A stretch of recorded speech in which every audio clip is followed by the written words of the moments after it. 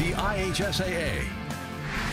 Hey, welcome back to this Operation Football Special. I'm Dave Calabro. You know, players are getting bigger, faster, and stronger, which means it's fun to watch, but it's more dangerous, too. 13 Investigates' Bob Siegel joins us. You've been looking into how to make this game safer. Well, 13 Investigates has actually been tracking concussions in high school football now for more than a year. It is a big concern. But now, more than ever, technology is being used to tackle this problem head on. And there are some schools that are now literally monitoring their athletes play by play. All right, let's get a good snap.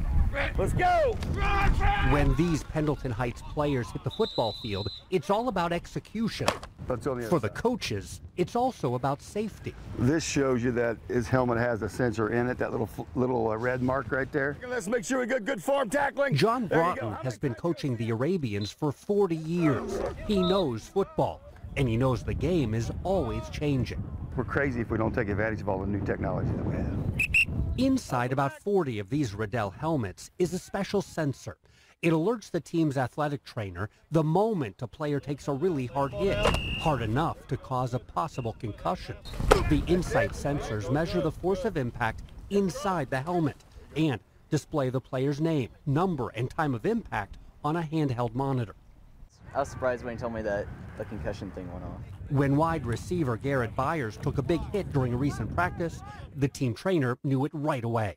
And he said, well, I feel fine, I didn't notice anything. But then he put him through the protocol and he was fine. The worst thing that happens is if a kid gets concussion, you ignore the symptoms. Hard hits are part of the game and part of many high school sports. 13 Investigates just obtained the state's latest concussion numbers from the Indiana High School Athletic Association. IHSAA says over the past year, Indiana high schools reported nearly 2,200 incidents in which students suffered concussion-like symptoms. Pendleton Heights reported 32 of those suspected concussions, about 2/3 of them in football. It's numbers like those that led Coach Broughton to try the new helmets. Anything that makes the game safer, to me, anything that makes the game safer makes football better. More than a dozen Indiana universities and high schools now use a helmet like this with the Insight system right inside.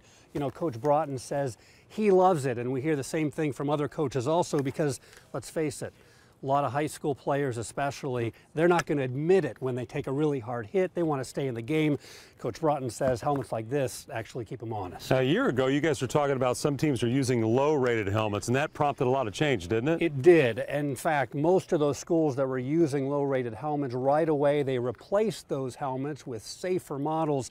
If you want to check and see what type of helmet, the model and the safety rating of your son's helmet used at your son's high school, you can check out WTHR right now. We've got a whole list with all the models and the ratings. You can find that online.